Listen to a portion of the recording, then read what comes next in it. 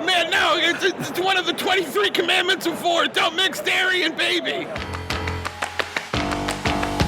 I'm Brodor. This is Why We Game. Our guest today is Jon Cleaves. No, not from A Fish Called Wanda or Life of Brian, but Jon Cleaves like to fell a foe with a melee attack and then immediately make another melee attack at your current attack bonus. Jon is the lead designer and CEO of DGS Games. He is also the progenitor, if you will, of the world of Phalon. And he is very near here in my hometown. He is in Kansas City. Jon, how are you? I'm fine, thank you. It is wonderful to have you on the show today. Now, to the dismay of my audience, since I don't do audio, Jon went to tremendous trouble to have this beautiful, beautiful map of Phalon behind him. He's got artwork from the cover of the Free Blades rulebook. He's wearing his Free Blades t-shirt. His marketing, as the kids say, is quote unquote on point. But because I routinely shit the bed and one of the things I don't do is video, you don't get to see any of that. But I promise you, dear listener, Jon and I will get into where you can see this information about Phalon, Free Blades, and more. So, Jon, I'm going to get right into it. How old are you and how long have you been playing games? And when I say games, I mean analog gaming. Yeah, I am 59 years old. I'm planning on staying that way for a while.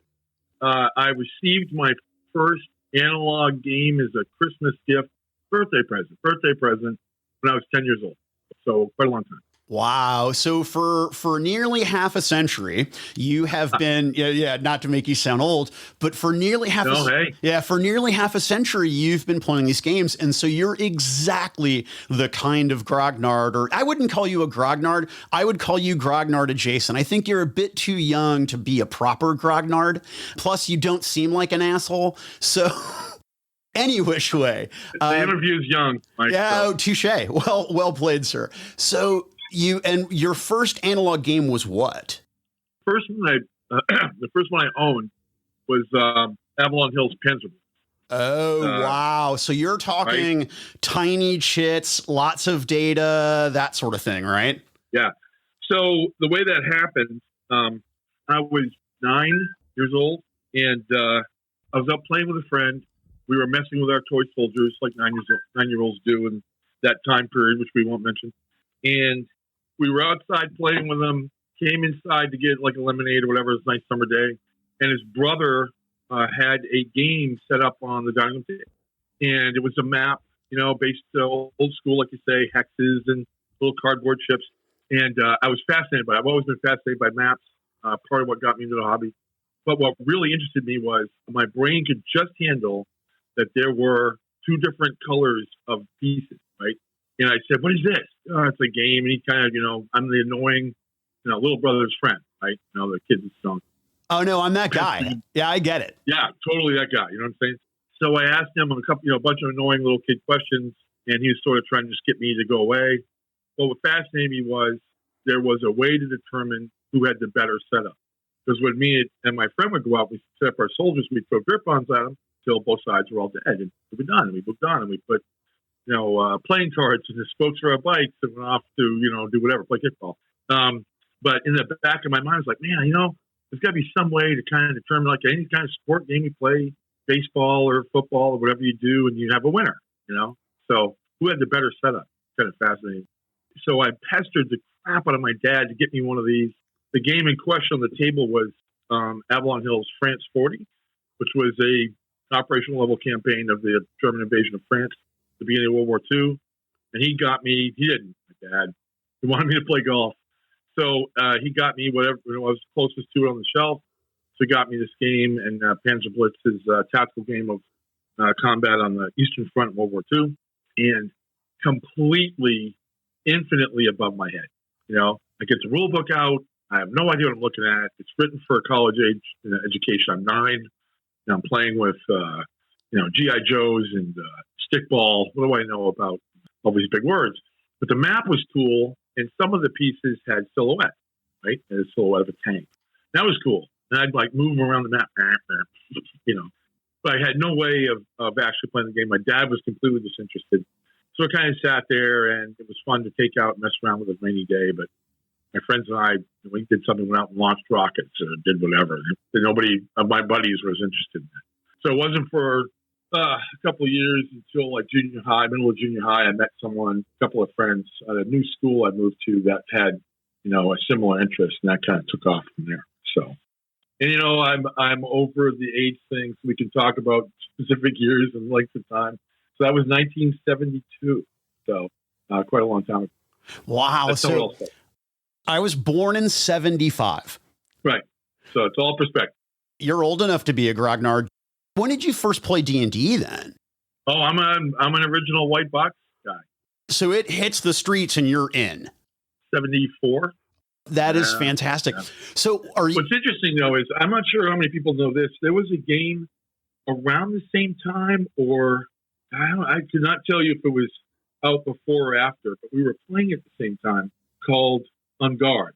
And it was made by Games Designers Workshop and not Games Workshop. Yeah, American, it was GDW, the people that brought us GW, right. Twilight 2000 and 2300. Much cooler bunch of guys, So anyway, and it was sort of kind of role playing. You were a musketeer, basically. You were in France and that musket rapier time period. And you had those flip books where you said you went to an adventure and it said if you choose to open the door or go to page whatever. It wasn't that, but it was similar. You made decisions. There was a quick dice system for who won a duel. It had a little bit of a role playing element in it, and that hits about the same time. So our first kind of D&D adventures were like trying to apply what we learned, from that into, because this was brand new to everybody, at the time. We were all kids. I got 13 or 14, whatever age, around the time when it came out. So this is all because I was our original group's game master. I really didn't think about why that was until much later in life, but it's because as a player, you play one role, typically. You might have two characters in the campaign, but you're typically playing your character and you're telling the character story. You're game master. And my friends accuse me of being a game master because I'm a control freak. That is also true, but the real reason is because the game master gets to play all the roles. So if you're in a typical role-playing session as a game master over the course of an evening, if you're not just doing combat that night, you do several player NPC interactions, you get to be several people instead of just one. And I've always been more interested in that than being locked down. I've played in a few campaigns, but much, much more I've been a game master. I'm an original, trying to sort it out, White Box D&D player, also owned Chainmail, playing with, which is where D&D comes from.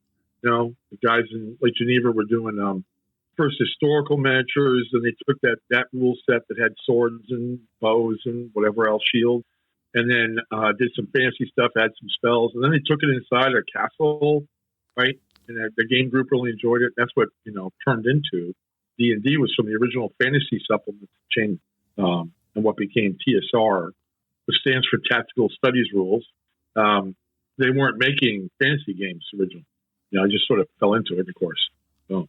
Yeah, they hit on a thing that changed the world and spawned an industry. It did. Absolutely true. Have you followed Dungeons and Dragons then through every edition? Have you been with it the whole time? No. So let me explain, but no. So I was a big D&D player through about 1982, somewhere in there. I might get my years wrong, but it's in that ballpark. I'm in the middle of, I'd say college. I didn't actually go to college. I was institutionalized for 4 years. But in that time period, I had become, after my experience with Panzer Blitz, less of a fan of Avalon Hill and more of a fan of Simulations Publications Incorporated, SPI. And I was a big fanboy of SPI games. We didn't say fanboy back then. So, and I had met some of the people who were involved in the company, and I played in some big events at their conventions, and I was a big fan. And they were great designers and horrible business person, kind of like me. But they took a loan out to save themselves. They were over designing and underpricing, and were losing money, bleeding money. And I didn't know any of this at the time. I'm a kid. I'm, I don't know, 18, 19 years old, whatever I am at the time. But they took a loan out from TSR and defaulted. And the collateral was all their titles. So TSR sort of made SPI go away, not deliberately. What they did was they re-released these titles with glitzy, kind of cartoony covers. Some of my favorite games didn't get re-released. I was really angry about that.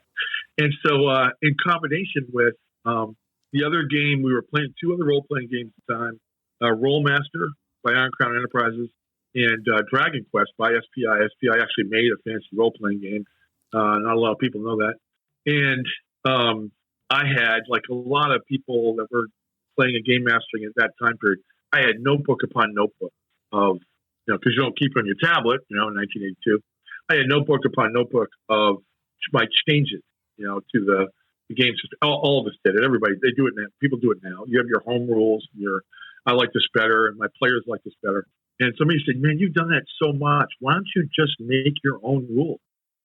So 2 things happened simultaneously. I get really angry at TSR for being involved in that. They were just business people too. It's not really something to be mad at, but I was mad, And I was, you're right. I should write my own rules. I got an entire rule book playing. In fact, more than a rule book playing. If I made it more efficient, I wouldn't have as many books to carry.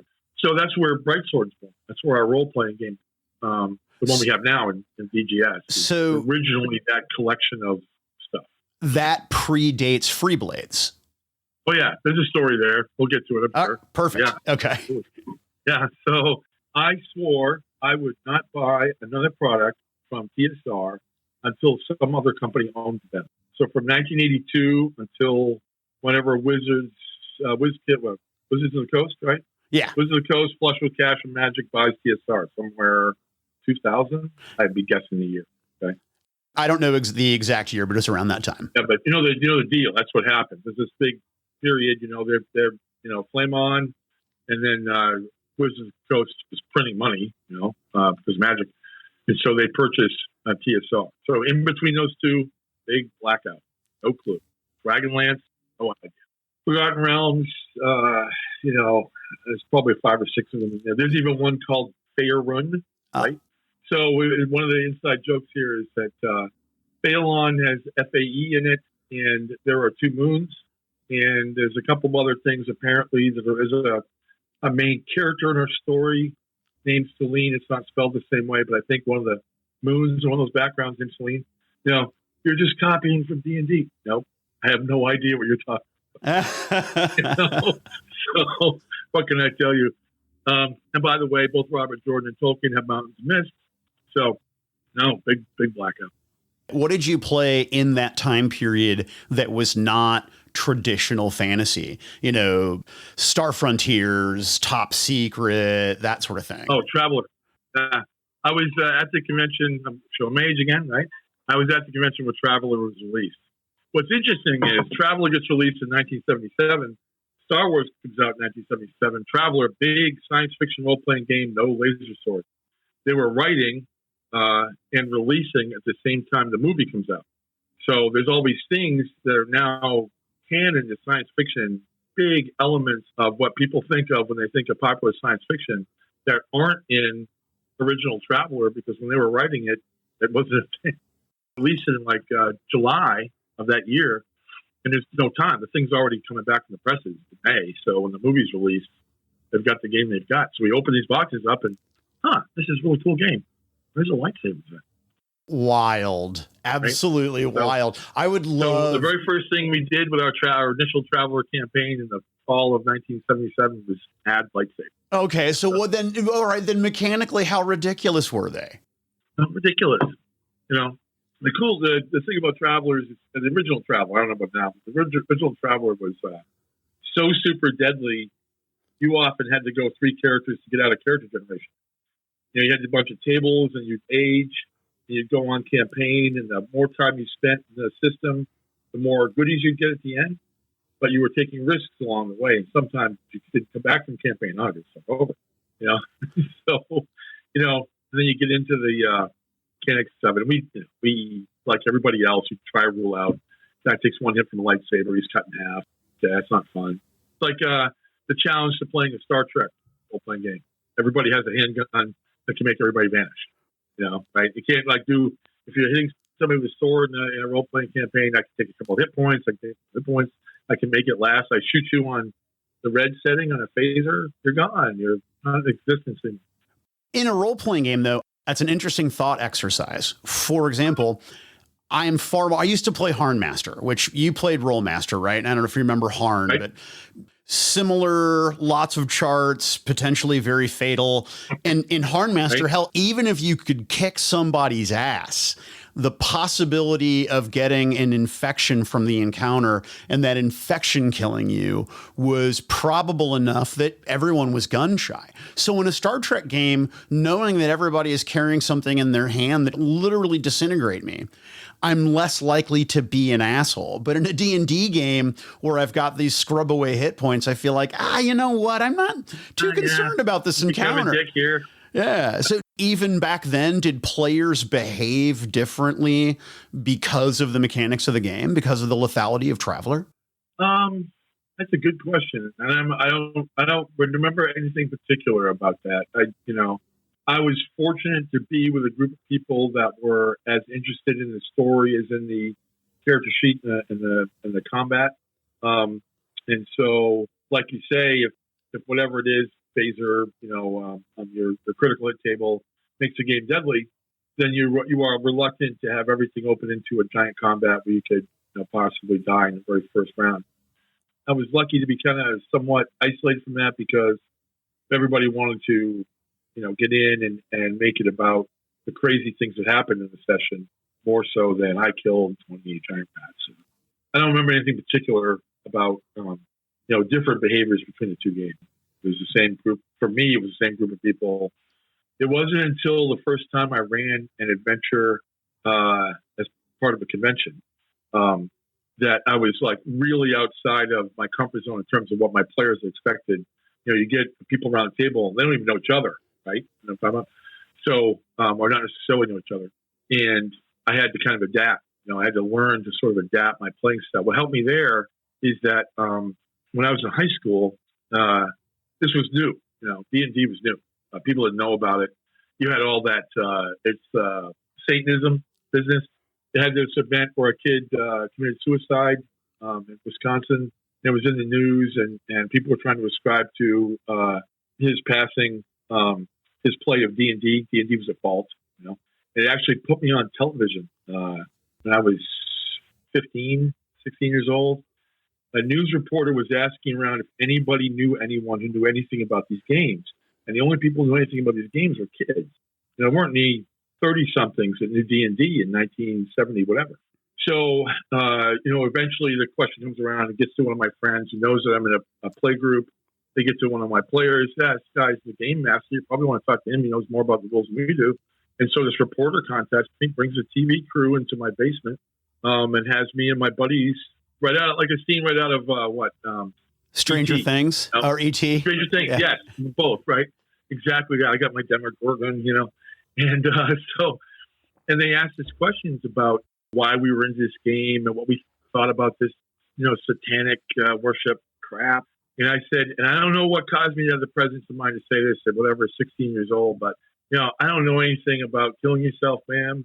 I would think if you're going to kill yourself, you were probably ready to do that before you opened the D&D game. Just doesn't seem like they're related, and that went over really well. Did that line actually get aired? Did they actually air you saying that, or did they cut it?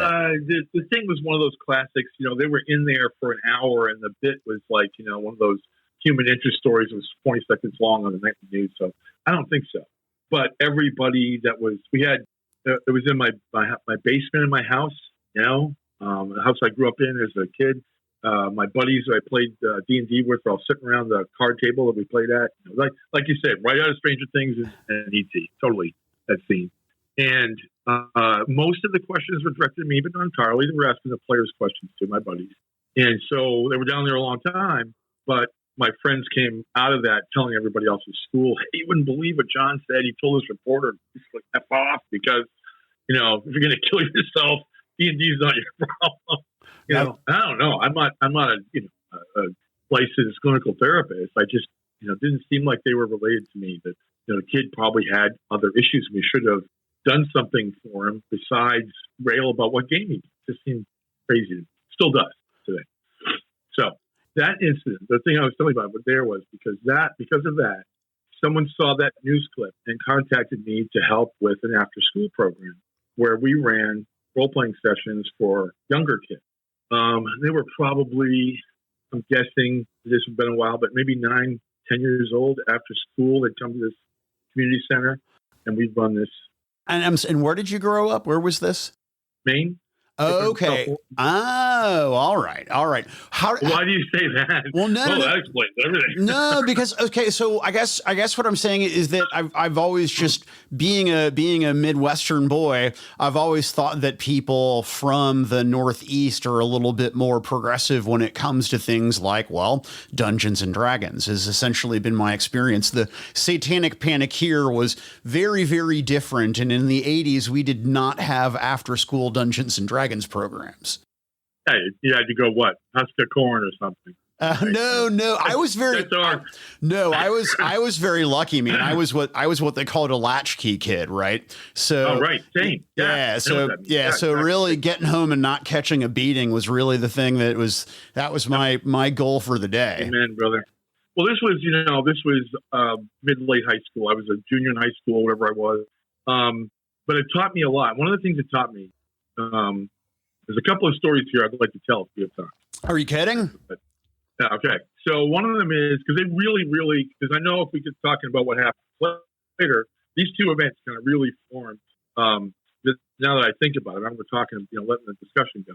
So I had this young girl in this group, and I could tell she was smart, but she was quiet. She was very withdrawn, and the boys in the group were very loud and brassy and just wanted to kill the kobolds, but do whatever. And she was trying, but they were kind of just sort of overwhelming her with personality and loudness, and they were all buddies and whatever. And so I talked to the guy, the kid in charge, was some college-age kid who ran the program. His name was Mike, incidentally. I don't remember his last name. I can picture him. And I asked him, look, this next session, I want to feature, I don't even remember the girl's name. I can see her, but I can't remember her name. I want to feature her and get her to be on an equal footing with these guys who are they're not bullying her. They weren't being anything deliberately bad. It's just a culture thing. Nobody taught them differently. And I'm always that, if not us who guy. So let's do it. He said, yeah, do whatever. Totally cool. So they were in a situation where the room was filling with water, trapped, a dungeon, classic. And I'm not saying I was influenced by the trash compactor and the Death Star, but maybe. But you did say, I don't care what you smell, get in there. That's right. Yeah. Well, they were already in it. Okay. And they were going to die. I was going to kill them. I think that threats should be real in a role-playing game. Otherwise, you just, you're cavalier about your character, and there's no tension that the game master can build if there's no, I'll never kill us. Oh, yeah. I'll kill you. So they were going to die, and she had the thing. I had made sure, kind of got the story led up to where she had the thing that was going to save them. I think it was a spell that creates a pocket of air, something equivalent. And none of the boys, none of the other kids, it was like one of the girl, like 4 boys, something like that, had anything that was going to save them. Their ideas were not going to work anyway. It was going to let them work. But there was really no way that they were going to. And so there's this, oh my God, we're going to die. What are we going to do? And they tried things that weren't working. And the girl's looking at her character sheet, looking up, and she says, John, what if I cast this spell? Let's give it a try. It seems like it would work. Sure. And so she cast it, and a pocket of air forms. She's allowed to swim to the surface and then able to work the mechanism that releases them and they get out. And after that, complete shift in the group dynamic. If she said, wait a minute, we're going to try this, the rest of them shut, because she felt empowered to, be part of the solution instead of trying to get a word in edgewise. Everybody's excited and yelling and throwing stuff around. And it really taught me a lot about, the relationship at the time between men and women in a global sense, about how to run a session as a game master, what's really important, what's not, what you can do for your players. That's sort of meta. It's not like they give them another magic dagger. I'm going to create the situation that allows them to move this thing on. So the second story is, it's roughly the same time period. I'm still in high school. And my dad was super supportive of my hobby, but couldn't personally care less about it. He would absolutely do whatever. And unfortunately, the one time I talked to him to playing a game, I beat him. That was a big mistake. I should have, I think. But he wasn't personally interested in it. He would let me do my thing and help me and take me places and whatever. So I had this kind of gaming dad. A guy ran a game store, a really nice game store, some distance away, 20 minutes away. It's a long way when you're in high school. You don't have a car yet. And we all looked up to him. He was a Vietnam War veteran. He's one of my best friends, my whole life now. But he was, older, ran this game store, and kind of took care of us all. We were all his, he was Fagin. We were all his urchins. Your gaming childhood sounds amazing. I was fortunate. I was very fortunate. And like I said, I don't think it's because of Maine necessarily, but my dad was supportive of mine. It wasn't any kind of, we were classically looked on as nerds in high school. I had the good fortune to be 6'2", and also participated in sports. So I always kind of perceived myself as a nerd guardian, right? Not just a nerd, but also because I'd get in somebody's face. They were giving one of my friends who was a gamer crap. I'd fight, do whatever. And I was fortunate. I was taller. I wasn't bigger. I was a skinny thing. But I was on the soccer team, the track team, and whatever. And these guys like, hey, let them do their thing. You got other things to do. Go do your whatever it is. So we're at the game store one night. It's in Bath, Maine. It's a tourist town. It's on the main street. Beautiful summer evening. People walk up and down, going to the pubs and the shops and whatever. And we're playing a game in the back of the store. School's up. So it's like June, July, early July. And it's Pete, my buddy, and his good friend, John Wheeler, who is, if you're an old school gamer like me, he's famous for his writing with FASA, company that originally developed Battletech.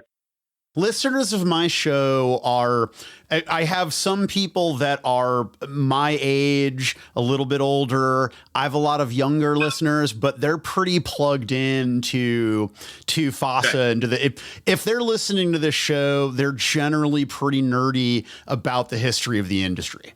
Cool. All right. So John's this super jovial, kind of a red-haired Santa. He's super fun. He runs great role-playing sessions that have obviously got a lot of humor in them and crazy things that happen. And so a woman comes into the storefront, and so we're playing. So John goes to talk to her, hey, can I help you? And we're only vaguely listening to the conversation. We're playing whatever game. And he asks him about D&D in this because the story was hot in the news for a couple of years about whether D&D is, leads to devil worship or if it's bad or whatever.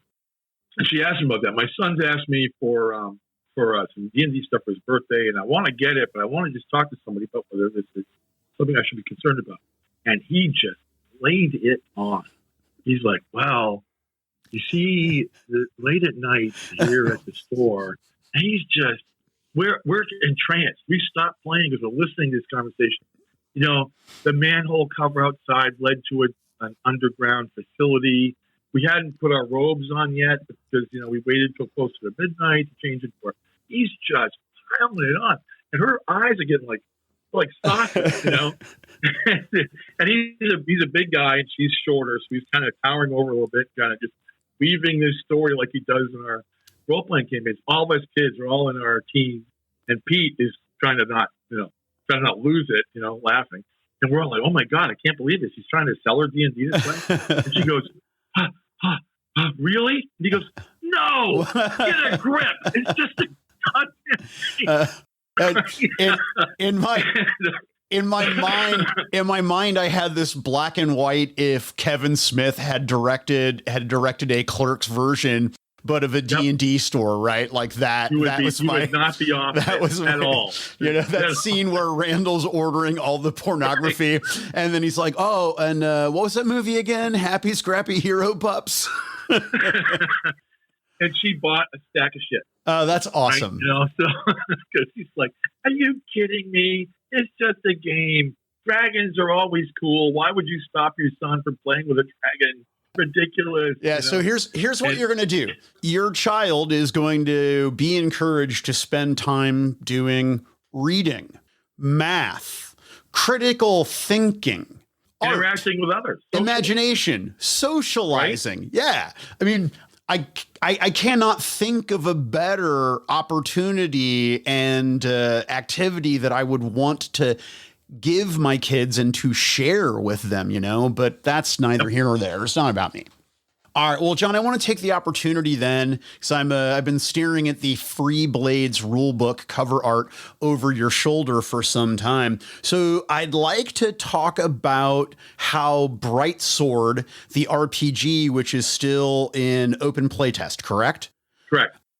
How that led to Free Blades, and then let's get into what Free Blades is and Phalon, and we'll just kind of see. We'll go on tour. Okay, so let me give you the short version, the kind of summary version, and you could dive into whatever part we want to dive in. In 2005 or 6, a group of friends playing out a tabletop game and hobby, which we all know and love, decide to. We've all been playtesting for other people and doing things for other people. We said one sitting around session, we said, hey, why don't we look at doing our own? We've all got smart people. We can make a game or 2 or 10. Decided to form a game company. Weren't really sure what we're going to make yet. We're going to talk about that. Form a company, talk about it. Various options were on the table. Decided it needed to be either fantasy or science fiction to start because you could own your own IP, If you make an historical game and you're going to sell somebody historical miniatures, you've got to have the best ones out there because as soon as somebody finds a better way to make a Panzer IV, they're going to buy that one. You don't have any control over that.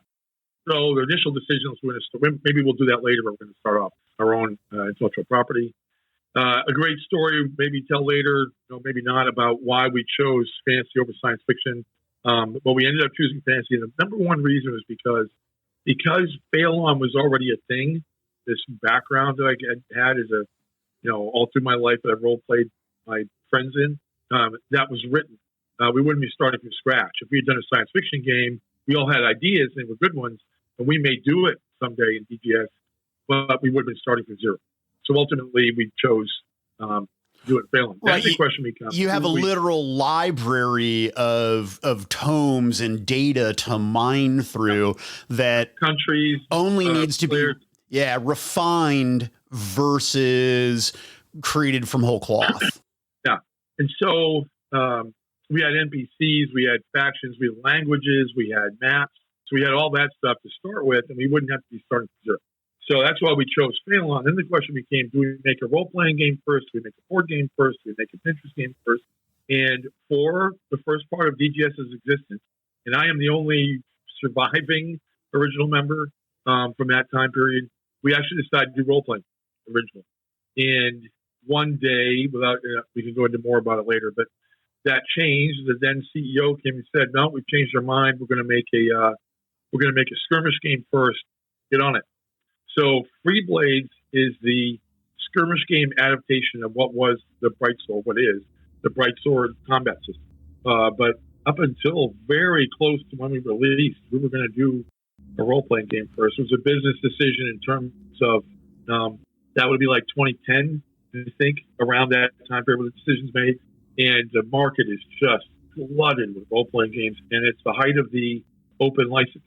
And so we go to these conventions and look at the resale booths of stacks and stacks and stacks of fantasy role playing products. We're not gonna enter this with any kind of splash, but because of we're no longer making Mordheim or Chainmail or a couple of these other skirmish games. There's a wedge in there for fantasy skirmish. Okay, so that's why. For good or ill. That's no. So and again, I mean, we have the luxury of hindsight, but looking back, I think that you guys made absolutely, or the CEO at the time, because at that time I was heavily steeped in the retail market in the hobby industry. And if you came to me any day of the week and said, Mike, if you had to pick and you were going to start a new company that did a role-playing game or a miniature game, what would you choose? And I would say miniature game. Right. Yeah, and the team, right, and the team did that too. We have a lot of friends who are in the industry, either as either side, or including the evil distributors, all three sides. So And it was a lot of the same kind of feedback. It was, no, this market's full, but there's a wedge in here. Who's playing fantasy skirmish games? They're playing games that are currently not supported by them, if they're playing at all. The calculation to have your own miniatures line then was deliberate. You didn't want to remain like what Osprey does and be miniatures agnostic with a lot of their stuff. Right. So when we were a role-playing company, we were also going to manufacture miniatures that supported the role-playing. And the initial line, the very first generation of DGS model, was made to support the starter adventure, right? So two things happened. We made a model for each character and villain in the starter adventure, and then we made one model for every faction. It's like a test case, to show you what establish that faction's team, and kind of put them into the background.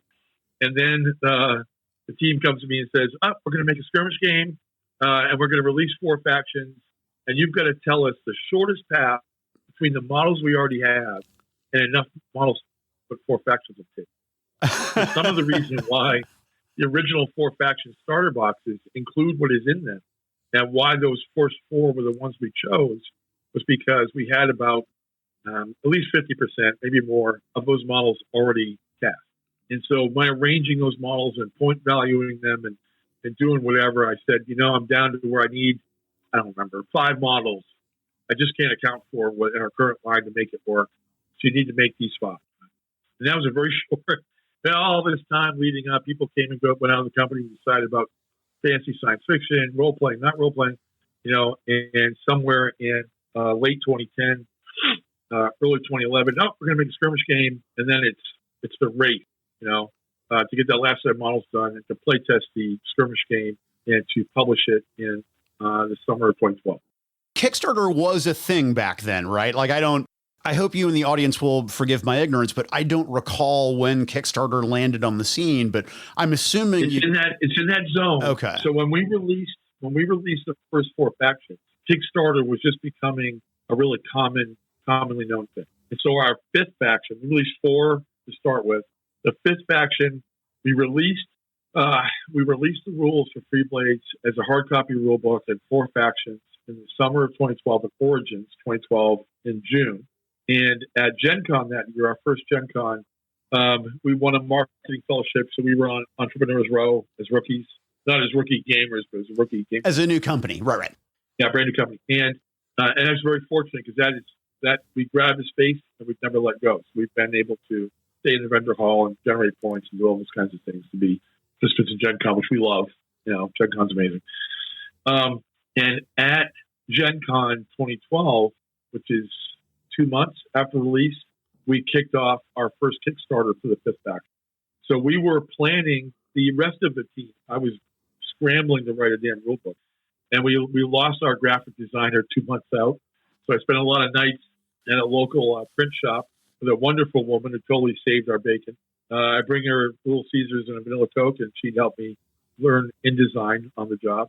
But another part of the team is working on a Kickstarter so that we can have it all locked and loaded and then released at Gen Con. So some of our marketing handouts, would have hey, check out our Kickstarter, and the logo on the website. And so we funded our 5th faction with a Kickstarter at the early end of Kickstarters back when it was about creatives using the money to actually make the things and not, pre-ordering stuff you've already made. Yeah, if my research department did their job correctly, this was back in October of 2012.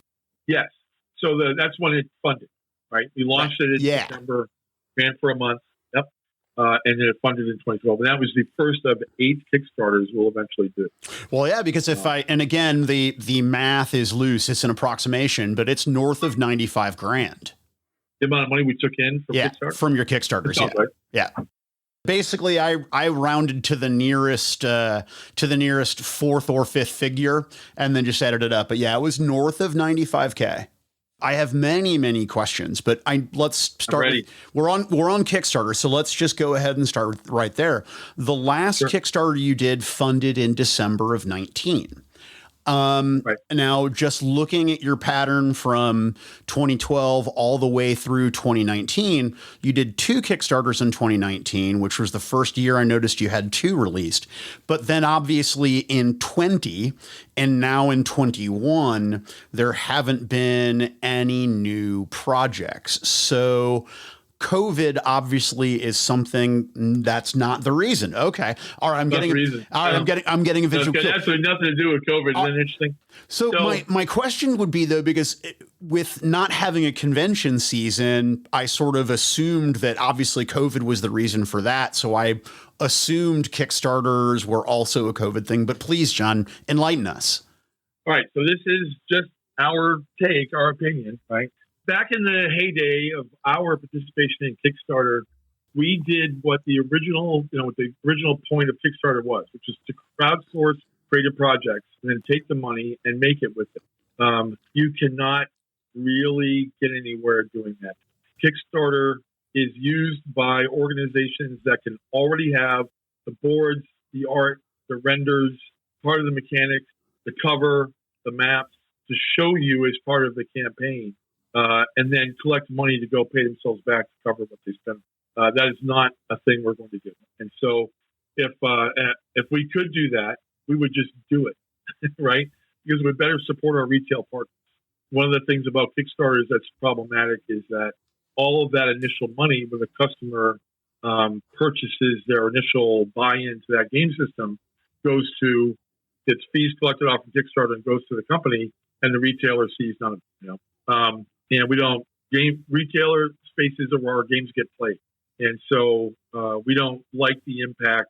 We did it to survive initially, and we did everything we could to soften the blow with our retail partners, made retail packages, directed people to stores, made great deals in terms of our, how we sell through retail distributors. But ultimately, 2 things keep us from wanting to do that again. One is the impact on our retail partners, and others because we're not going to sit here and do what we think is Kickstarter right and get bad mouths in podcasts because we don't have renders to show. Or where the hell's the game? How can you talk me into? And that sounds vicious. Nobody's meaning to be bad about that. That's the expectation. Somebody goes to a Kickstarter campaign, they want to run down the campaign on the website and see all the different things all the goodies they're going to get. These guys are showing tokens, dice, proprietary dice, the boards, everything prior to, and we would not be because we were going to take the money you gave us and make the thing, which means we don't have it to show you yet. We could show you some concept art or, maybe a couple renders in advance, but we would not show you the complete finished product because we had all that. We just sell it to you. Those are the 2 reasons why we kind of get out of that business. The typical Kickstarter, the nature of the typical Kickstarter has significantly shifted from the time that we kicked it off and we're doing it earlier. It's great for the companies that use it that way. I participate in Kickstarter as a gamer, and not as a member of the company, but as a gamer. I've got a couple lying around in some shipping container right now, but that's not how we want to do our thing. So that would have to change in some way before we went back to it. You're going to have then your avenues of revenue for DGS games are going to be 3-tier distribution and then direct sales and content. When COVID hit, we were already in the process of talking about generating revenue streams from content. The thing that makes us special, people make beautiful models, all over the place. We love our models. Our players love our models. We're not the only people making beautiful models. What is unique about us, if anything is unique, is Avalon. It's a place we want you to come and play all the different ways you can play and experience it all the different ways you can experience it and identify with it. See yourself in it. I want to be that character. I want to own a piece of ground and Avalon and play on it.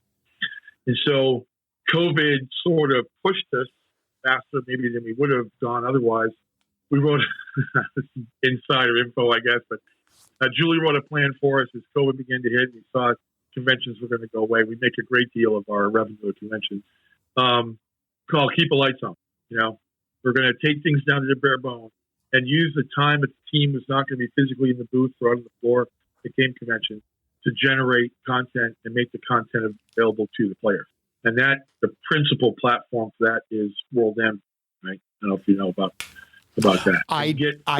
So there are areas where I have gaps of knowledge. World Anvil was one of them. So when the research department, was just fucking cool. It makes me want to start a new game just so I can have, because I just want to tinker. Right, exactly. It allows us to do that. So we linked it to Patreon so we could generate. We also had to look at, there were some messages of the previous team where we were doing things because we love our players, but it was not generating them, right? And we were going to die. Companies can't. It's not charity. We love these people. The people we've met in this business, it's absolutely an irreplaceable experience, and I wouldn't change it for anything. And I'm really, really glad I'm in it. And I want to do it more and more all the time. But ultimately, you've got to make some money or you can't continue on. So the shift was, we're going to make models and we're going to sell game rules and whatever else, but was to find a way to generate revenue to allow us to afford to be able to generate content and not do it for free. Okay. But without being dicks about it. I don't want to do that either. You know, no more stories for you unless you give me money. So Patreon is a method by which we can do that. You know, we have different tiers. You get different access to different parts of the world and different previews based on what tier you're at. That is a revenue stream. And also the higher, we'll call it higher, the higher levels of Patreon subscription allow you to be involved in making the world. The top level is called World Builder for a reason. They get a piece of the world to describe. They get a major character or set of characters. They get an unsanctioned free band that may become sanctioned someday. We can't go work on those things for someone and not be getting some kind of revenue stream connected to it, right? So we would have, I get a mission in the past, hey, so-and-so would really like us to do a rule for his converted whatever model. And I can do that. If I'm doing that, I'm not doing something else, right? And if something else is the one that's generating money and this other thing is generating $0, we do that enough and we go under. So the first part of COVID was, let's add that to what we're doing and get as much of it done up front because we're going to go back on the road and do these conventions and do things which take prep time. And, you know, people go out there and spend a whole weekend doing that. They're not writing content or working on, you know, whatever their DGS jobs are at home. And we did it. We loaded almost everything we had at the time into World Anvil as a platform to show off Avalon, maps, campaigns, and non-player characters, spells, you name it. And now we have a way to send somebody to that and say, okay, we've just released a map of the city, and here's your locales and your adventure hooks. You know, the map is compatible with, you know, these virtual tabletops, Foundry and Roll20 and whatever, so those guys can play. If they play virtually, they can show the map on their screen at home if they're going to play in their private space or at a game store, and shift to more of that rather than do another Kickstarter or what have you. And we survived. You know, COVID didn't kill us off like it did a lot of our brother and sister small companies. It's terrifying considering, because again, I don't want to get, unless you want to get into specifics, but one of the questions I had on my notes here was about income in the con circuit and what you did. But obviously you're a smart guy, so you preempted that question and gave me the answer. Yeah. So I'm smart enough to surround myself with smarter people. I'll tell you that. So that also indicates that you're a good manager. Yeah. Lucky. But we'll go with that. You're right. Thank you. So the savior there is Julie Price, our CFO, wrote this plan and said, okay, we're not going to be making money at these conventions. We can't have the same production schedule we would normally have. Here's what we're going to bring these other expenses down to. And then you guys need to fill that space, you know, because we want to survive this, come out the other end of this thing. And so Matt Green, our content manager for World Anvil, and our map maker, also, you know, now our model maker, another story, you know, is loading World Anvil as fast as he can. Matt Gooch and I are generating content for it, either stuff that we've had in the archives, just hasn't had a home yet, or stuff that was in like different PDFs and other sources, kind of pulling it together. And because the usefulness of World Anvil is significant. Part of it is because it's a relational database. I can have a story about a non-player character, and there's a link in the story that takes you to their home, you know, their faction, a related article, a campaign they're in, a stat line. And that's just going to get bigger and bigger and grow more and more all the time. And now we are fortunate to have the players, especially the ones at the higher patron subscriber levels, inputting into that. And because that is generating revenue, we can afford to have me stop working on this rule and step over here and help this player develop an NPC that they get to make as part of their reward for, part of the package that they get for being that patrons. And then we can take it on the road and that material, on the table in a game that's on the floor at a game convention, and say, oh, by the way, you want to know more? This is more simple, So that saved.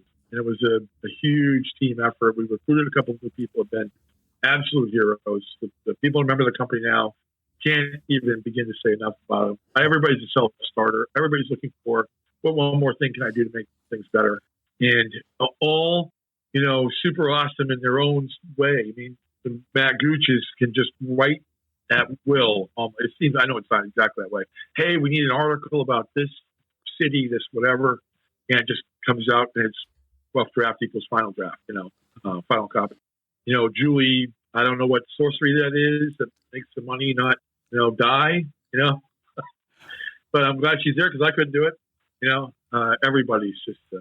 The team at DGS, is this what everyone does professionally, or do you have other jobs? 0 people do this professionally. Their second job. Because and again, I don't mean this to sound disparaging of the industry that I desperately love, but your professionalism is an anomaly. And so I'm interested in terms of generating income, what you guys do for your day jobs, for lack of a better term. What each of us does for our day job? Yeah, because you guys, you have your shit together, not just in terms of like going through your website. It's very easy to navigate. There's a lot of information there. In fact, one of the things that I think is a flaw in your company is that it's too user friendly, and that, I don't have a reason to keep hooking people to come back for the next edition and the next edition. But that's not the conversation I want to get into right now. What do you guys do to make money? I mean, to pay your mortgage. So in my case, it's interesting. 3 of us, I swear to you, it's purely coincidental. 3 of us are active or reserve or retired officers in the United States Army. Okay, coincidental, in my opinion, because we all know each other through games only. I didn't meet the other 2 people on the team through the Army. Didn't know them in the Army.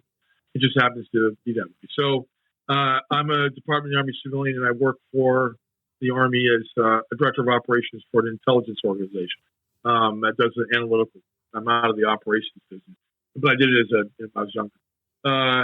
Colin is a Department of Army civilian and reservist working on R&D projects for the Army. Matt Green is a retired officer, Department of Army civilian, working for the college, the command college, as an instructor there. Matt Gooch is a part-time teacher and a butcher, and really good at cooking. So, and making coffee and his alcohol selection. So he's in charge of food when we go to our Airbnbs at these conventions. So you're a drinker?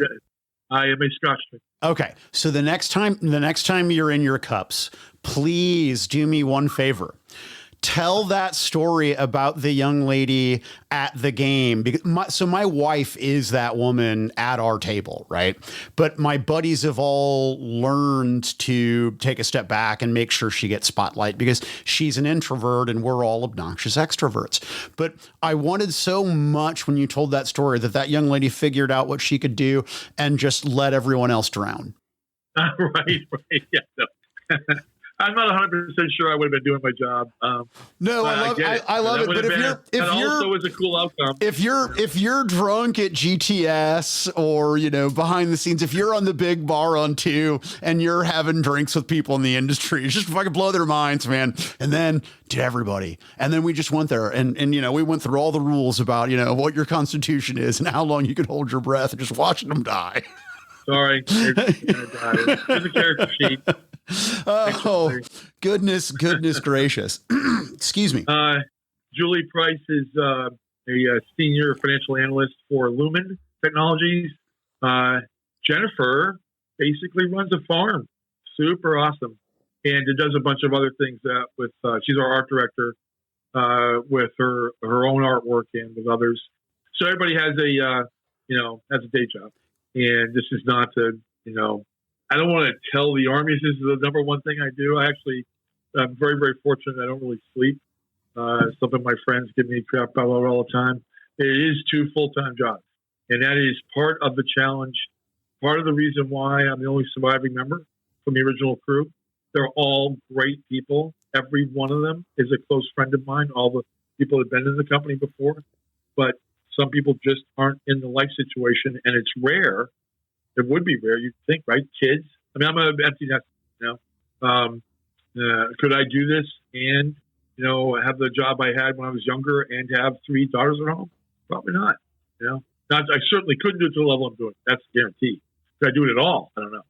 So we found. Go ahead, sorry. I'm sorry. When you say that you're the only surviving member, that's the second time in this interview that you've said that. Now, I've not asked if these people have been deceased, have they been homicided? No. Have you renditioned the other people that started this company with you?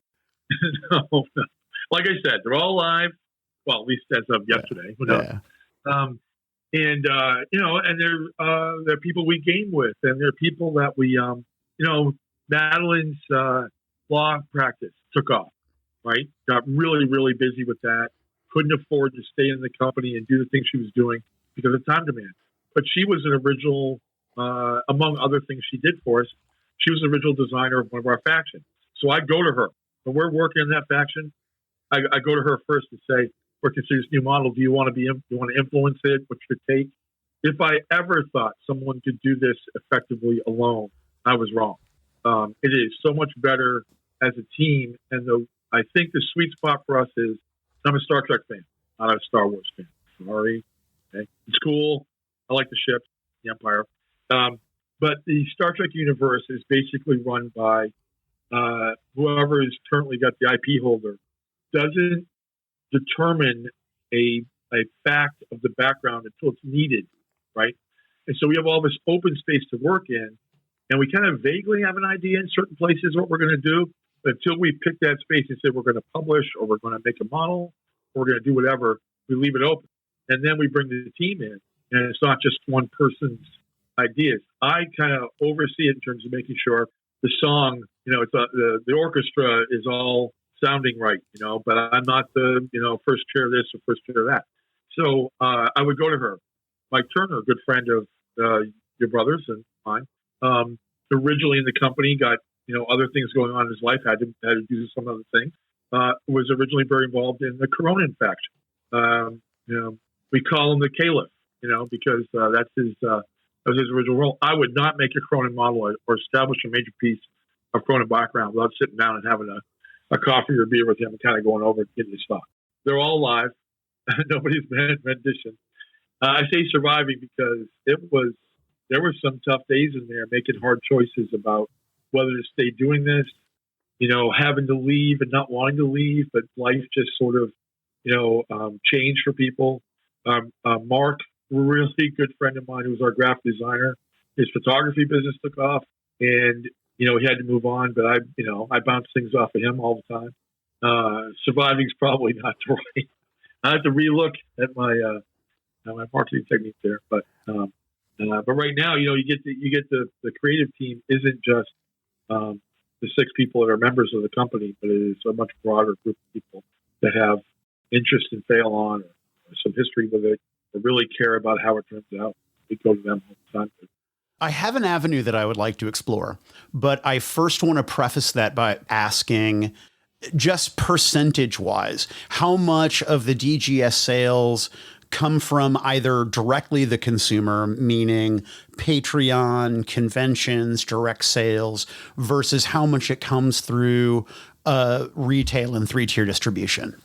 Well, I would not have that, something I would go to Julie for. I would tell you it's significant. It is too high direct. If that's your instinct, that honestly, Jon, was really all I was looking for. Right. Yeah, I figured that. I would be guessing if it was 60 or something. I don't know. It's too high. And the issue is, as a company of our size, the space we work in, shelf space is a big deal. Why would you give it to us? We look like and have looked like for this. You can't kill us. Is the thing, right? Everybody's tried, but you're not going to do it. But to a new retailer who's got a smaller store, he's got, he or she has got a bunch of shelves of Age of Sigmar and 40K. Where am I going to put this game that none of us play yet in our space? Now, what we did to change that, to begin to change that, when I became CEO, is to get on the ground in the game space ourselves personally. And the retailers we do have is in large part because of that effort. The very first time we did it, we went directly to a game store in North Carolina, put on events there, met the players there, talked to the retailer there face to face, and generated more sales from that one weekend than the previous year's small conventions combined.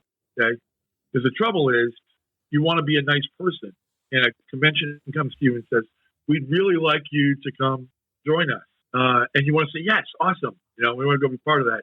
The hard-nosed business person, which I've kind of become in this area that I wasn't before because I didn't know, says, "Sure, let's go do that." And the hard-nosed business person says, "How much money are we going to make doing this?"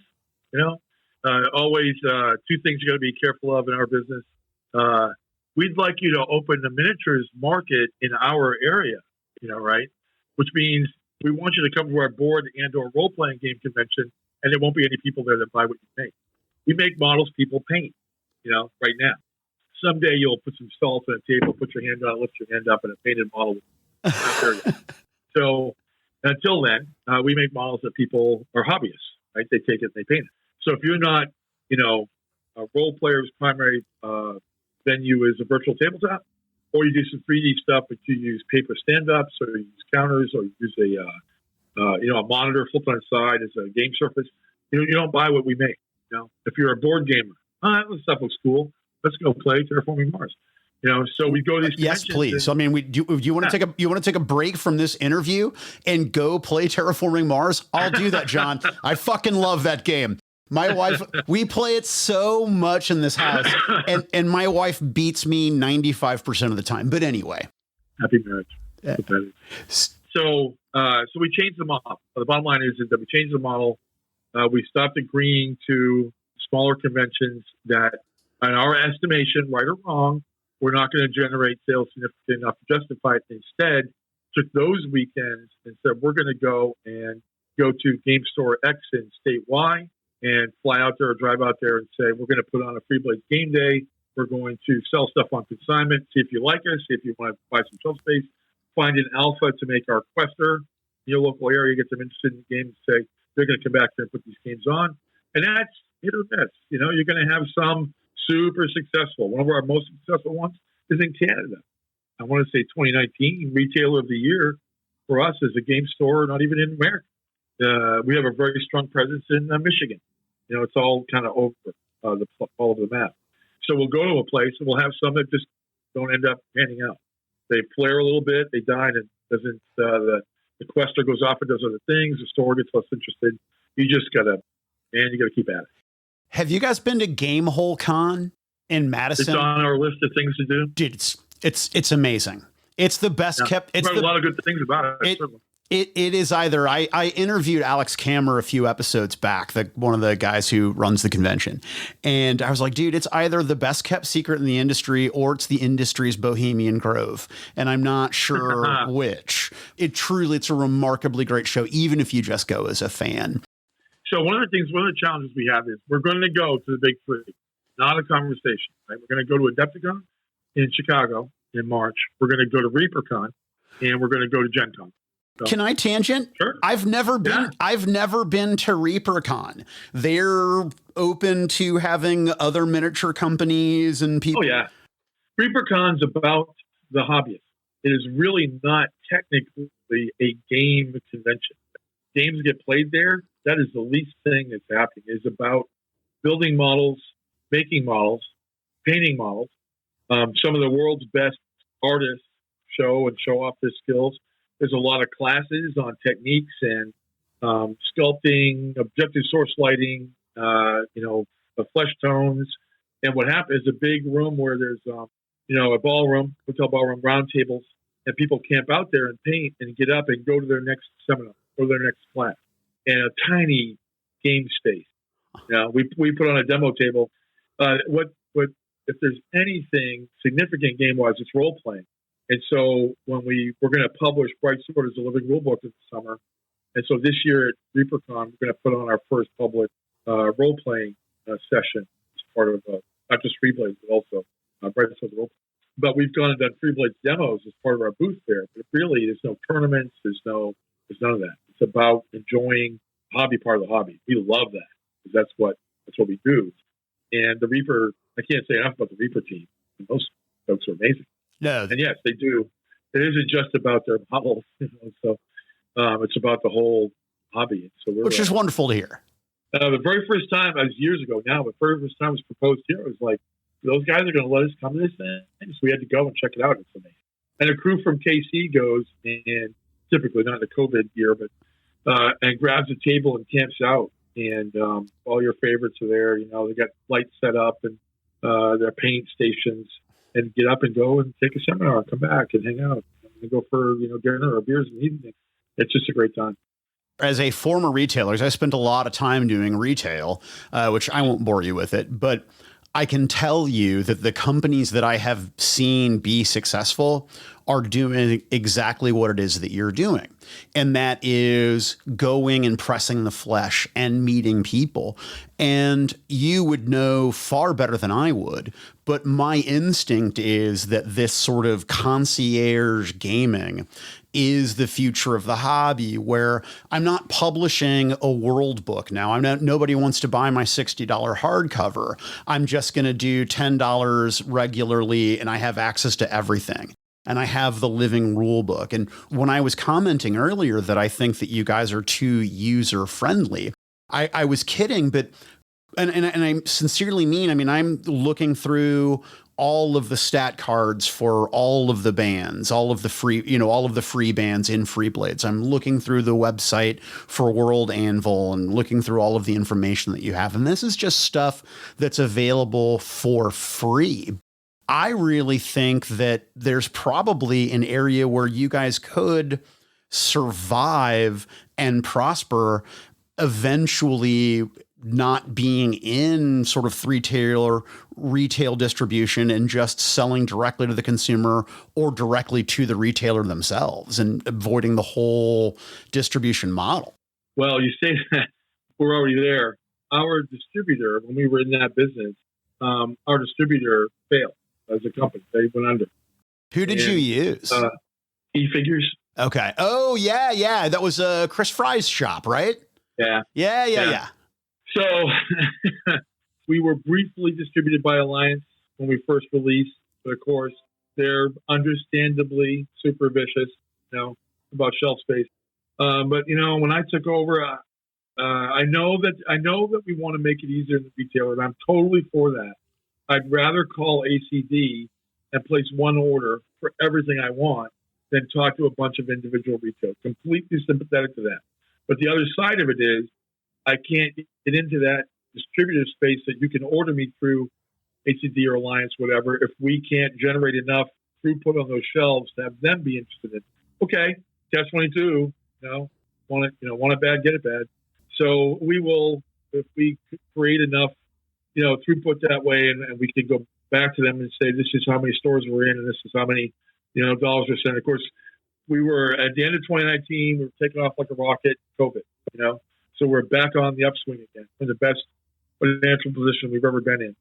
Gen Con this year was lights out in terms of new players, sales, the whole 9 yards. Really looking forward to potentially a full convention year in 2022. So I am not losing sleep over not being distributed. I really do believe that to be the future, right? Like, part of me thinks that a Zombicide game could never be in a retail store ever again, and they would still crush. There'll be retailers that take us on and keep us. There'll be retailers that take us on, it'll flare and die. We might get to where we're generating the right kind of throughput to the right type of stores, because each of these distributors has their golden store list or whatever it is there.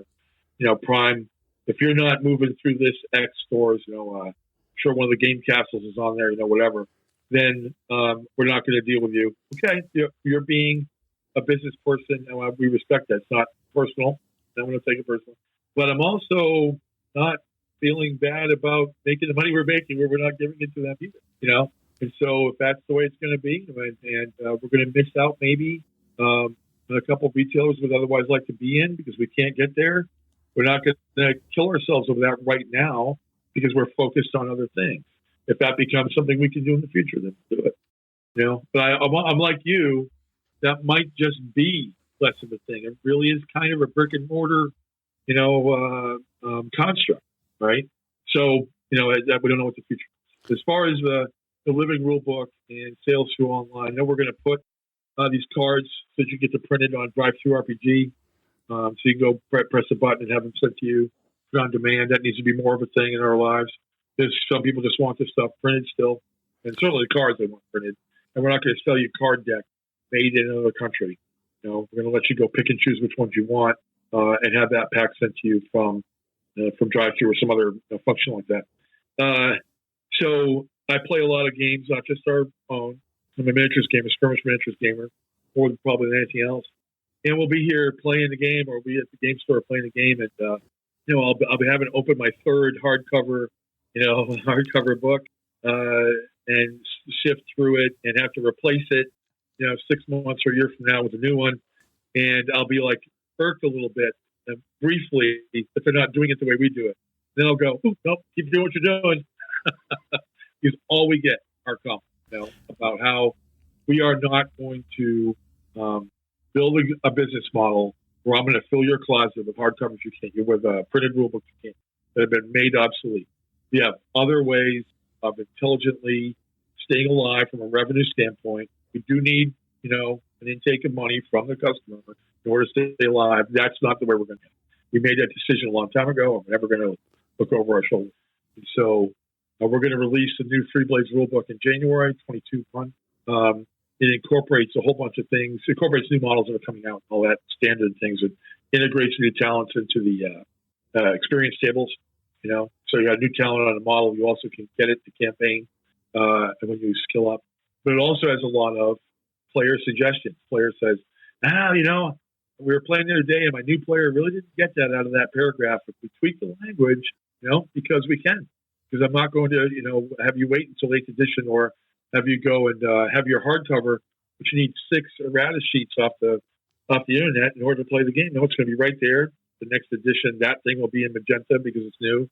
So you can catch all the changes quickly when you move through it and not charge you more money for that. So you can spend your money on your Patreon subscription or more models. When are you going to link STL files so I can 3D print my Free Blades models to my Patreon? Someday. Because, I mean, so where do you guys manufacture now? Your miniatures? So that's a great question because that's changing also. We make our models currently in metal. You know that we can't keep doing that. We've been on a plan to change that for a year now. Well, we've been on a plan forever, but I mean, we're actually making moves on it. Another, you know, COVID initiative to speed that up. First, we had to transition to 3D sculpting from physical sculpting. Did get that transition made. And then the models are made in a foundry in Wisconsin, Valiant Limited. And they've been great partners. We're going to keep, you know, working with them. They make our resin models also. But we are moving to the use of a machine called Cyocast. So I literally was typing, making sure that I had the spelling correct if you had not heard about it. Dude, I saw that thing at Gen Con, blew the goddamn doors off my mind. I was like, wait a minute. It's that small, it's that inexpensive, and it's completely recyclable? We have already begun the process of partnering with a company that has one of these machines to make the transition. We're going to stay working with them for a long time. They're great people, and we're going to make some stuff together. We are also going to get our own. I'm sorry, you're also going to do what? Get our own. Get your own machine. Yeah, I mean, at 50 grand, I mean, I don't know how much the vulcanizer is, but at $50,000, that machine is a pretty darn good investment if you're a company that makes toy soldiers. We are hesitant to make any further detailed announcements about that till certain things are set, but we will eventually be in the business of making our own model. Yeah, because I know not everybody has a 3D printer and not everybody wants to tinker with that. But if I could just get STL files for all my favorite Freeblades models, along with my downloadable, my living rulebook and all that stuff, where I just do it all from home, that'd be pretty kick-ass. Yep. The challenge there is we've got to find a way to do that and also not die, right? I mean, once the STL file's out there. Right. No, it's a good point. So we will do it. I just can't tell you how fast or what the rules will be or any of that stuff. You're going to have to be in that business. And as 3D printing becomes more common, more reliable, more, it's like you start out, you're on the Partridge Family talking to a car phone the size of a loaf of bread. And now I have all human knowledge in my pocket, right? So it doesn't cost me very much. So we're going to have where 3D printing goes from, they're hobbyists, 3D printing, spending a lot of effort keeping the machine working. Right. Right. Prints take a very long time to make, and that is going to improve as the technology improves until everybody's got one sitting in there next to their coffee maker. And we'll be there in that space when the time comes. It's just not going to be. Here's my pitch. To ensure that you continue to sell miniatures to people, don't do entire miniature STLs. Create your miniature line, and then, hey, here's an STL file that is different left hands with different weapons that we know if you print it this size will be to scale to your miniature. Here are extra heads. Here are extra shields. Oh, you want to do some conversion? Well, here are parts that you can print up in resin that you don't have to worry about thematically the aesthetic matching because it's sculpted by the same person, but also you can tinker and change and make your Freeblades people unique still within the confines of being necessary to purchase our models. I do believe that'll be something that we end up doing. Also, selling STLs of terrain pieces that fit the background, or ship models for games on the water. Oh yeah. So all things we want to do, they all have to be done in order. It's what the six of us and our partners can accomplish has to come on a priority list. I mean, we want to have it so that you're, experiencing fail on all the different ways there are to experience. Well, we also have a board game in the works. Oh, okay. So when I was doing my research, I know that you have Freeblades in the skirmish game and the living rulebook, and that you have Brightsword, and that you also have alluded to Free Captains, which is going to be a battle game that you guys are doing. But now you also have you said you have a board game in the works. What's that like? So in the works, right? we've been spitballing, right? In the works. But one of the things that I learned, right or wrong, in my time in the industry has been, you don't want to open a new game line until you can sustain it. A lot of great companies, Spartan Games, bit off great stuff, bit off a little more than you. Square basing. The square basing is the devil. It is the gospel according to Brodor, square bases are from Satan. And any game that uses square bases will ultimately die. Okay, we were not going to seriously go after working on a second game line without a second designer. Okay, and that is the magic that Colin Scott has brought to the team. He is now the designer for Freeblades.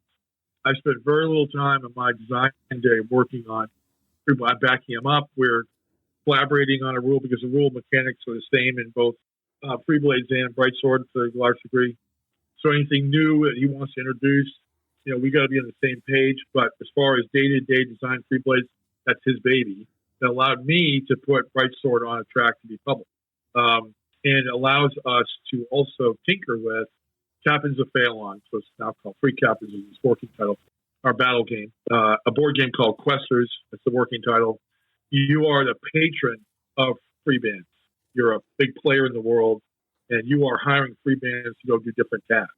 That's the fundamental resource. There's other resources in the game. That's the fundamental thing. So there's things that need to be done and can get you treasure and items, stuff. And so I got to go hire this free band who's really good at this kind of mission to increase my chances that they're going to solve it, while my competitor, might be hiring a different one that's in competition, or he's doing something or she's doing something on a different part of the map. That's the current, what we're currently messing with. And then we're not going to just make games in Avalon either. We have a game in the works that's not set in Phelan. It's urban fantasy, near future. So bringing Colin on as a second designer really widened the aperture to what could be done, because I have other things to do, graphic design and CEO wise, and just keeping Freeblades afloat on my own was a full-time job. And now, I'm out there, smoking the hookah pipe and having visions. Yeah. And Collins, and I got to get this rulebook done by January. And God bless him. He walked onto this team. He knew his business. He doesn't need me to look over his shoulder or do anything. He's an independent operator. One of the players can come to him and say, okay, I'm a Patreon subscriber. I'm getting my unsanctioned free band. These are my rewards. And he'll crank out a facts and stat summary, 99% accurate, balanced, whatever else. First time go. I'm like looking at that. Wow, that's awesome. I wish I was that good. Because that enables us to work on these other game lines. And of course, we'll bring on other people as necessary as we expand there. But we're going to this year is about Brightstar. There are two things that I want to make sure I go over, because we're about an hour and a half or so in, a little over an hour and a half, which gives me plenty of content after I do editing and stuff. And I'm pretty obsessively edit, probably too much, but I find it's my zen, right? It's like, it's almost like doing bonsai. It's part art and parts, you know what I mean? But any which way, I want to ask you about Freeblades and what makes Freeblades unique. Please correct me if I am wrong, but I'm going to point out two things that I think make the game unique. One, and I'm paraphrasing you from a different interview that you had done, but basically Freeblades is a skirmish level miniatures game where you are adventuring party versus adventuring party. So you have a wide variety of skill set and things that you can do different than other miniature games. So if I'm playing a skirmish game where, thematically we're undead cowboys, but we all have kind of undead cowboy stuff. But in Freeblades, I have a barbarian. And again, I'm going to use the classic D&D names, but I basically have a frontline fighter, a tank. I have a healer, a cleric. I have maybe a ranger who has specific abilities to hunt specific stuff. But the other thing that makes it unique, and I'm going to liken it to Savage Worlds because I think that's a mechanic that the listener will recognize, in that if you roll the highest number on a die type, you get to roll again and add. But the thing that's super kick-ass about your miniatures game is that if I have a D12 in my fighting skill, I can say, you know what, I want to do 2 attacks, so I'm going to attack at D6 and I'm going to attack twice. So you have these variables in the game that make it unique. But where am I wrong, and where can I improve my elevator pitch? So you're absolutely correct. I would add that, it is more an adventure than a military action. You're a squad of troops in an army. You're an adventuring party, leader, caster, ranger, hero.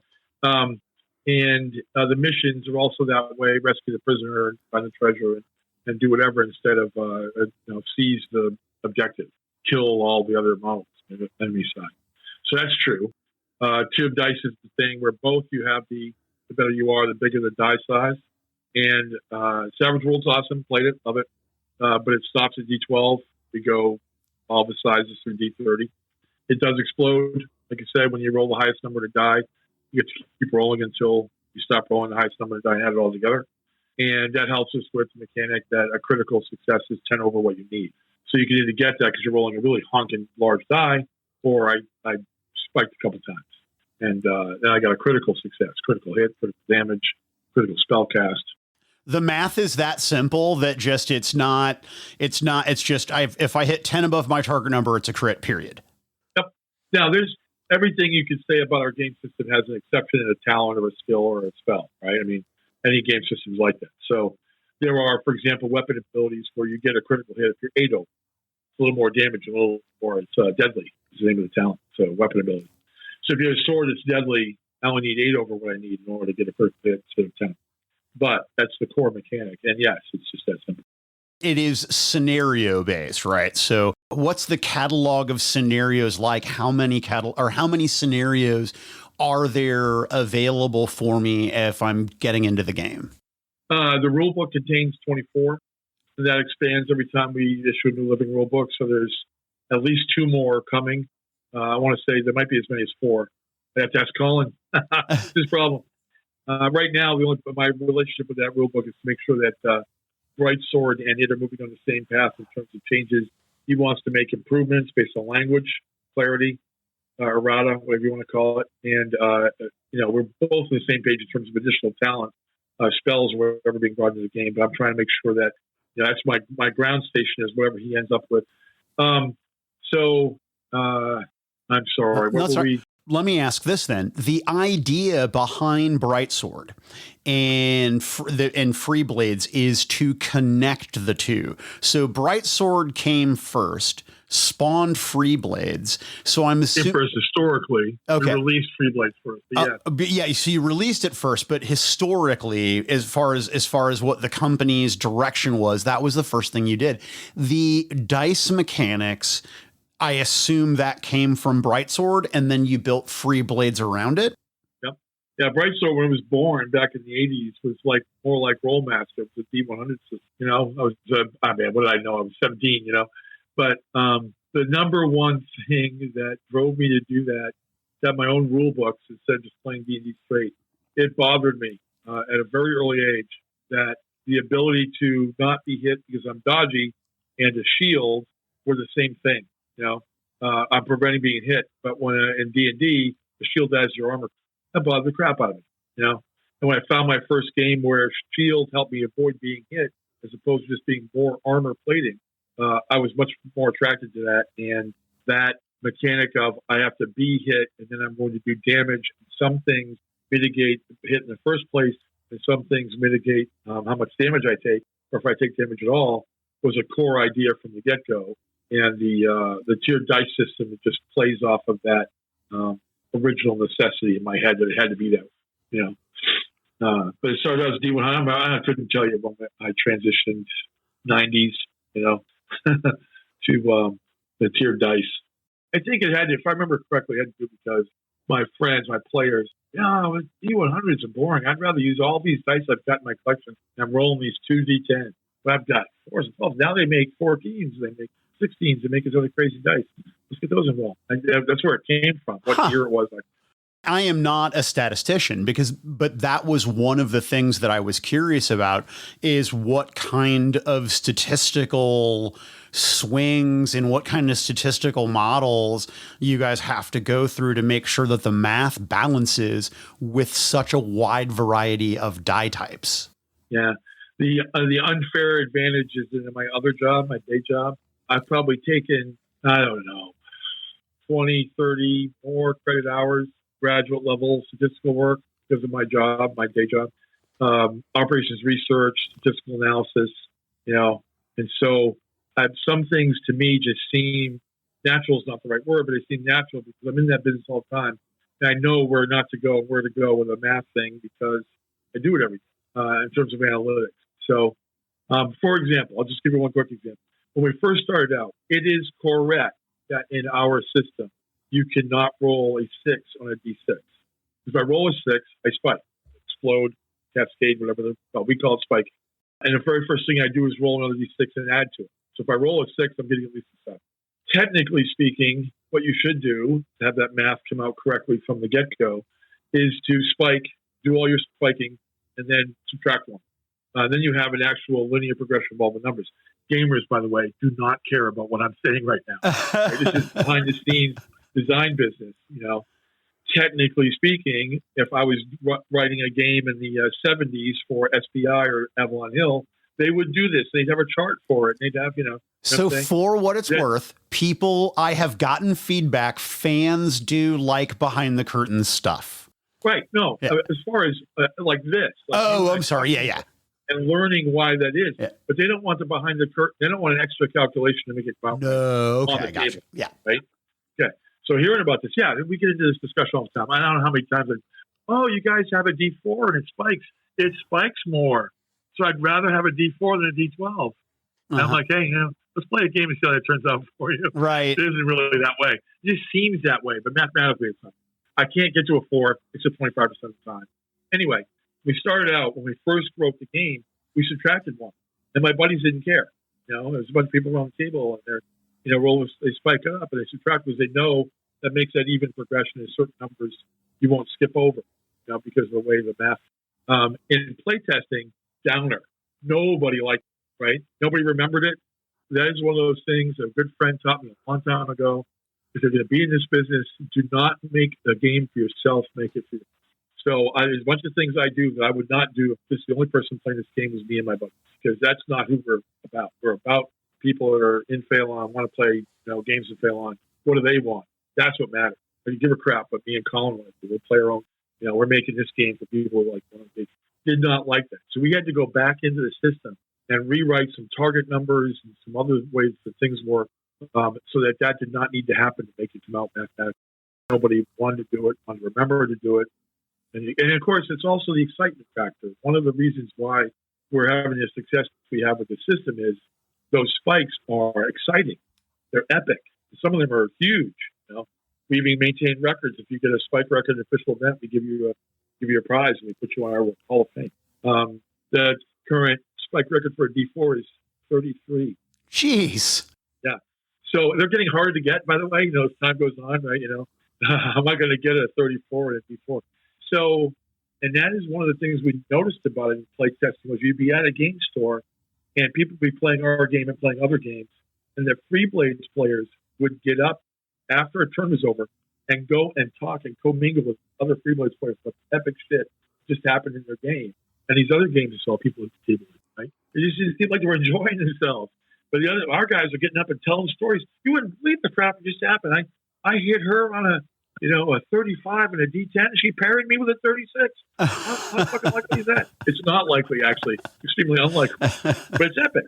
It's epically awesome. And so what you didn't want to do, another cardinal rule we have is we don't have any mechanics where you can dip within the person's dice roll. Sometimes you have a talent, make them re-roll. We don't have any of that in the game system because here you are, you rolled your 63 and a D12. And everybody's jumping up and down. All the people watching the game are freaking out.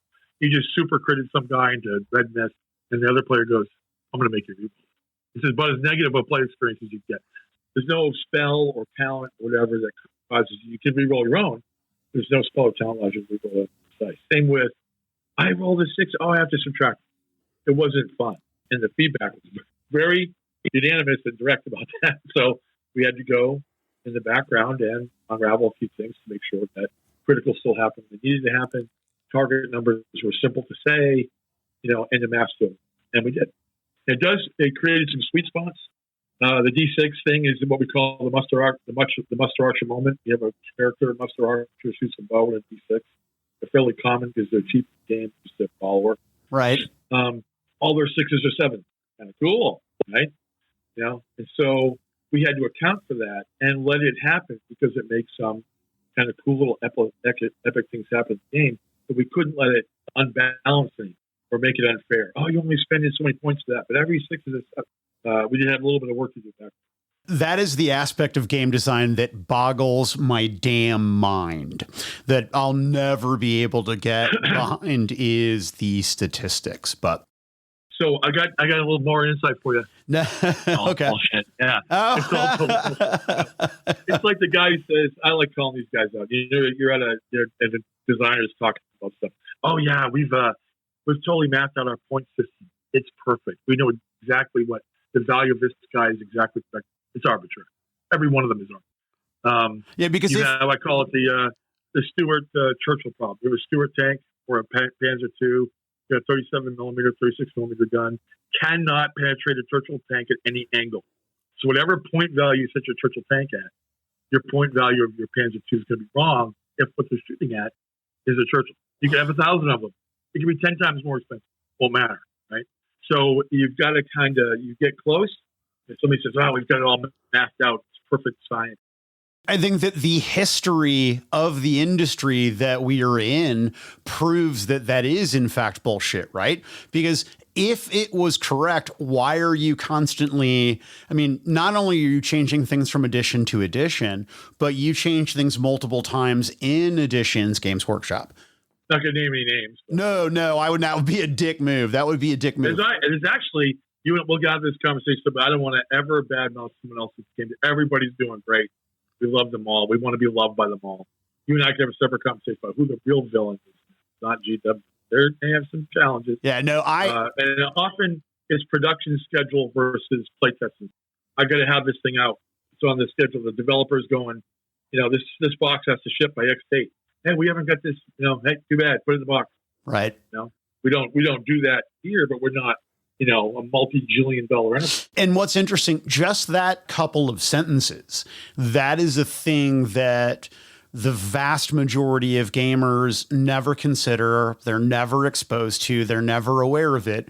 They just go onto the internet and are allowed to complain free form with anonymity about how terrible a mistake it was made to release this model because it's OP and blah, blah, blah, blah, blah. Not understanding that, dude, we're a business and we're trying to make money. Yeah. But I'm also not absolving anyone of poor playtesting by what I said either. No. You're right. I mean, it's good proper project management. But one of the challenges is you have somebody volunteer playtest, right? They're volunteers often. The betas, right? They're not in house and they're not getting paid. They're not salaried employees. They might get some goodies as a freelancer. I used to get goodies from the company to playtest. I got products for free or whatever. Oh, sure. But it's easy to go all Stockholm on your faction. I faction identify. And there's even been a number of cases, very famous cases of I, as a playtester, filing a report, not mentioning this thing is OP because when it sells, I'm going to buy it. And then it gets out of the box. Well, this thing was playtest. We had 10 guys say it was sold fine. Yeah. What are they playing on the competition circuit right now? Wow. Yep. So it's playtesting is hard. As a former, freelance playtester, it's a hard business. To find the right person that's going to be a true believer, put up with the fact that they're not doing real gaming, they're playtesting and give up their other published game to do it, and then not really get paid, and also be completely objective. Where's that? They're rare. And so, because what you get is people who are fans of your system want to be playtesters because they also want early access to stuff. They want, am I getting back from you what I'm giving you? It's a challenge. Jon, it has been really, really interesting. And I got to tell you, I cannot wait to talk to you offline when we are not being recorded, just to ask you some inside baseball questions. But we'll probably have to do that another time.